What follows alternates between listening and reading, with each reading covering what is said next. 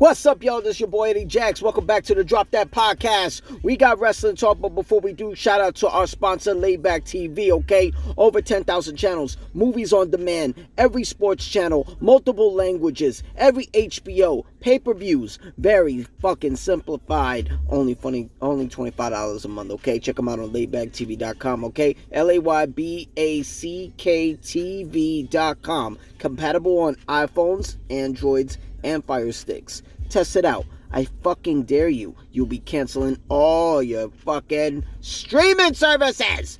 All of them. Okay? Check them out. Here's Wrestling Talk. Whoa! Holy shit. I could not fucking wait long enough to get this review on Monday Night Raw. Holy shit. This shit was crazy, bro. And what we gonna dabble? Let's get into the shit that literally had me out my motherfucking seat. I'm talking about the promo between New Day, two out of three New Day members, Xavier Woods and Kofi Kingston. Them two backstage literally went ham on each other, bro. Ham! Exposing them for everything.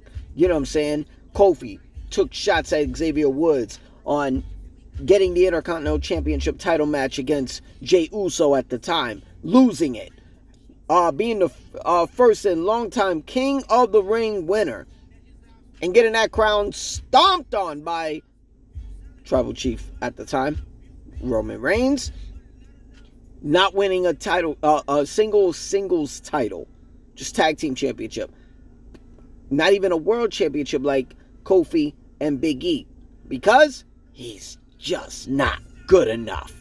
And Xavier Woods, he knew how to take fucking shots right, take those shots and pow, reflect them and actually counter them, okay?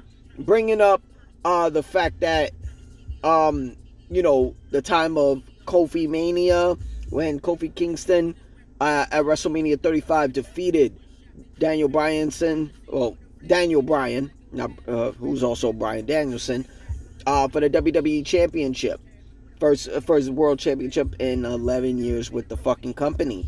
You know what I'm saying? And then passing it all the way 6 months later in 6 seconds to Brock Lesnar in a squash match. Yo, and they got an anniversary coming up. 10-year anniversary, I believe, or something like that.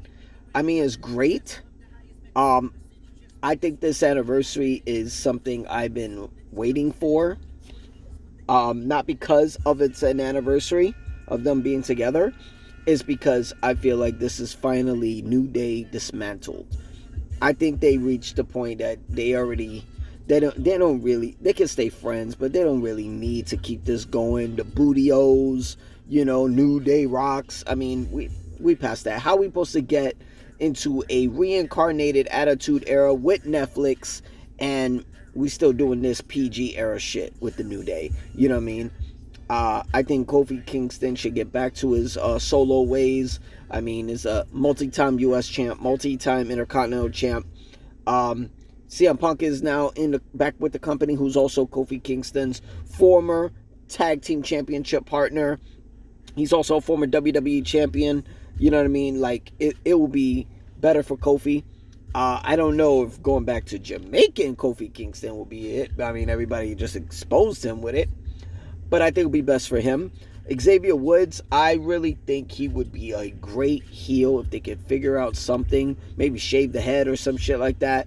Yeah, I think so. What title he could win? I mean, it's only the Intercontinental Championship as a mid-title here. But he has the potential to do something. Babyface, not wise. I think heel. I think as the New Day, as a three-man group, I think Xavier Woods has the opportunity to be like a Seth Rollins when he turned on the Shield.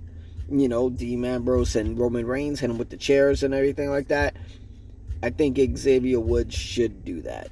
And then this anniversary, I think that, that's dedicated to the New Day. I think that should be the night they do that. And I think Big E should return. There will be a great fucking story. I think it's so much potential because that was fucking cinema. What I saw was fucking cinema. You know what I mean? I think, that just shows, as far as baby faces and, imploding, the chemistry is always there. Them guys are going to be brothers for life. But I think Big E should be there. I'm not sure if he is, and if he is, what would that mean? Does that mean he's cleared after that injury he suffered and the surgery, with his neck? Big E is such a entertainment in the ring, so much potential. If he can return back to the ring, dope. I think, if he has an opportunity to return to the ring, I think he'll be kind of like how Stone Cold Steve Austin was back in '97. You know what I'm saying? Rest in peace, Owen Hart, when Owen Hart did the Tombstone Pile Driver, a reverse Tombstone Pile Driver to Stone Cold Steve Austin at SummerSlam 1997. And, that neck was just never the same. I mean, certain moves were pretty much off the table for Stone Cold Steve Austin, where he couldn't even, he's been Tombstone Pile Drive by The Undertaker once before that. But it was never on the table ever again. The most they'll do is a choke slam. You know what I'm saying? So that neck was never the same. You know what I'm saying? So for Big E, it's a question mark. I mean, WWE's got the biggest budget. They got the biggest medical team. Come on now. They were able to bring back two guys who retired before their prime was even completed. Edge and Daniel Bryan. You know what I'm saying? They resurrected their careers to go out on their own terms. So, I think they could do something with Big E. But that's yet to be determined. But I really think I see some potential. One thing I thought, if I'm being honest, I thought Kofi Kingston was going to bring, what if Kofi Kingston would have said something like, you know what? You're not good enough to win an Intercontinental or WWE World Championship. The only thing you're good enough is to go behind people's back and make inappropriate sex videos. Oh, that shit would have been fucking fire if he said that. Yo! That would have been so fucking insane if he did that shit. That shit would have been insane. But they didn't go that route, so it is what it is. So I can't wait to see what this means on the reunion. Moving on. General Manager of Raw, Adam Pearce, officially. We knew it was coming. We were just a matter of time of when.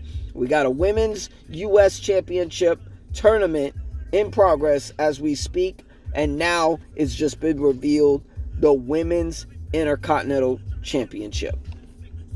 And, hey, I'm pretty sure, rest in peace to Chyna, the ninth wonder in the world, who was the first woman to win the Intercontinental Championship. The only woman to win the Intercontinental Championship. She's been first woman in a men's Royal Rumble, first woman to be number one contender for the WWE Championship, but the first woman to win the Intercontinental Championship, where she defeated Jeff Jarrett and defended it against Chris Jericho. So now we have a Women's Intercontinental Championship. That's insane. I love it. You know what I'm saying? Now women in the WWE Raw and SmackDown women's divisions get to win, get to go for more championships. You know what I'm saying? I mean, we knew this was coming. It was just a matter of when and time. I mean, they gave us the Women's North American Championship. They gave us the Women's U.S. Championship a couple weeks ago. And now they give us the Women's Intercontinental Championship. So now, more opportunities for women. On NXT, Raw, and SmackDown. We ain't just got to worry about them chasing the WWE Women's Championship or the Women's World Championship. So, kudos to them. It was a great moment. I can't wait to see who's going to be first to get that title. A lot of people, if you check on X, formerly known as Twitter, everybody's trying to push Dakota Kai to win that first Intercontinental Championship for the women. I mean, as far as Damage Control goes, everybody has been, collecting titles, whether if it was Io Sky winning Miss Money in the Bank and the WWE Women's Championship. Bayley, she had to leave Damage Control to win the Women's Championship and the Royal Rumble. Kairi Sane and Asuka, winning the Tag Team Championships. Everybody was winning championships except Dakota. Dakota ain't win shit. So, can she pull it off? I think so. I mean, get those fans behind her. Other than that, I mean, I feel like whoever wins the women's U.S. title and the women's IC title, I think it's going to be two women who, either one or the other, have never won a singles championship in WWE, or, never had an opportunity. It's one or the other. But yeah, can't wait to see that. So shout out to Adam Pearce, shout out to Triple H and everybody for giving that opportunity to the women, to win an opportunity to the women to win a women's Intercontinental Championship for the first time. Can't wait to see how that goes. All right, so we had Bianca Belair take on women's Queen of the Ring and WWE Women's Champion Nia Jax for advantage at War Games Survivor Series. Bayley helped Bianca win, and it's been official.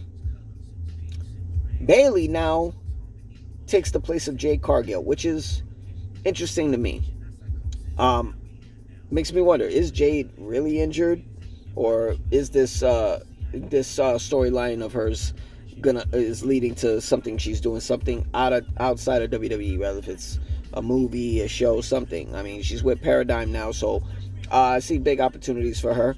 I mean, it sucks that she won't be able to be at War Games, but at least, we put somebody in there just as good. You know what I mean? So Bayley's a part of the War Games match. That's going to also be Bianca Belair. That's going to be Io Sky.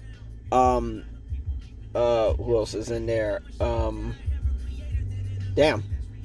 Bayley, obviously. Rhea Ripley. And damn, I'm forgetting everybody who's in that goddamn match. Let me see. So you got Io Sky, Bianca Belair, Rhea Ripley, Bayley. Shit, I'm completely bamboozled. I'm so sorry. I forgot who the fuck was in this match. We need to see more of them, because I know Nia Jax, Tiffany Stratton, Dakota Kai is on that team. Liv Morgan, Raquel Pennington. There's somebody missing in that match. I forgot who the fuck. Oh, Naomi. There you go. Sorry about that. So you got Naomi, Bianca Belair, Bayley, Rhea Ripley, and Io Sky. There we go. So Io Sky, Bianca Belair, Rhea Ripley, Naomi, and God damn it. You know what the fuck I mean. We don't need to get too far into it. So let's move on. Okay, so shout out to Bayley. She got her spot. She's gonna be a part of Survivor Series. I was wondering what they were gonna do to her, do with her.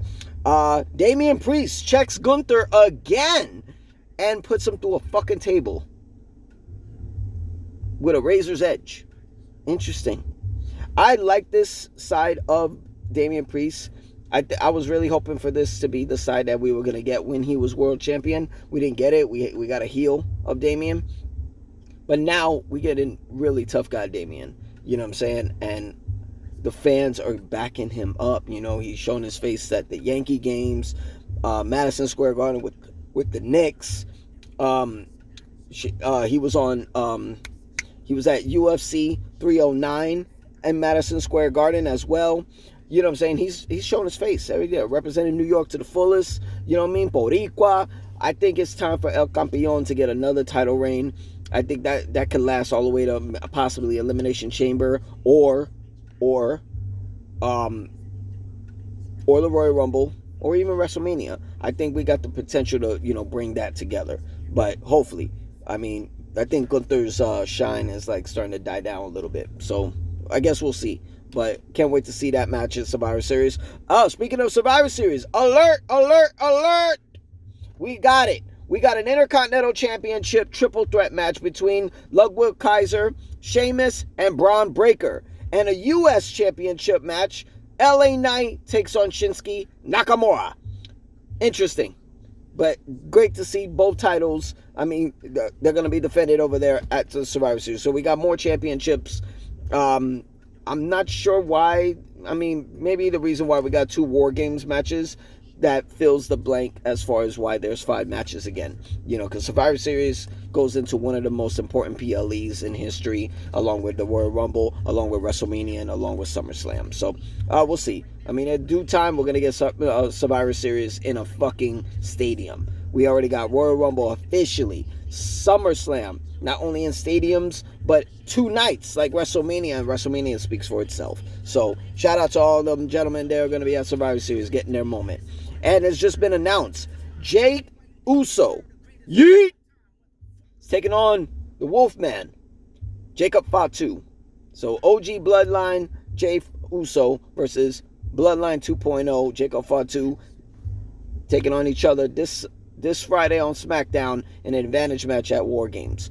I can't wait to fucking see it. Now, from that first interaction, well, he keeps staring at me like that, I'm gonna knock his ass out, said Jey Uso to Jacob Fatu. Now we get to see them finally in the ring. I can't wait to see that shit. It's gonna be dope. And it's been announced by Jey Uso, Jimmy Uso, and Sammy Uso, a certified Uso, that as far as the OG Bloodline is concerned, CM Punk and Roman Reigns will have a sit-down face-to-face. I'm pretty sure the Wise Man will be in a company, but this is going to be interesting. We get to see an interaction, and it's going to be cinema. You know what gives me vibes about this? It gives me fucking goosebumps to this shit, is the fact that after seeing Roman Reigns and Cody Rhodes meet up at that football stadium in Georgia before Bad Blood, that cinematic interaction, first time face to face in conversation since lead up to WrestleMania. I can't wait to see what CM Punk and Roman Reigns are gonna do, what Paul Heyman's gonna say, why he changed his number, why CM Punk took this opportunity to be in the War Games match. I want to see it all. I want to see it all. I can't fucking wait. But that's all we got for the Drop That Podcast and Wrestling Talk. Our next episode, for Wrestling Talk, we will be doing Survivor Series War Games segment, Who You Got? Stay tuned, okay? We got it coming this week, all right? I'm Eddie Jax. Subscribe, like the page. You know what the fuck to do, because I'll be waiting to see what you're going to say. Peace!